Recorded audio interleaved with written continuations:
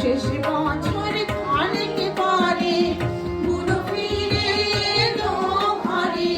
শেষ বছর খানিক পরে বুড়ো ফিরে এলো ঘরে।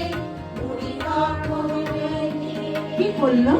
বুড়ি তখন রেধে হেরে তাকে ভারী খুশি রাখতো।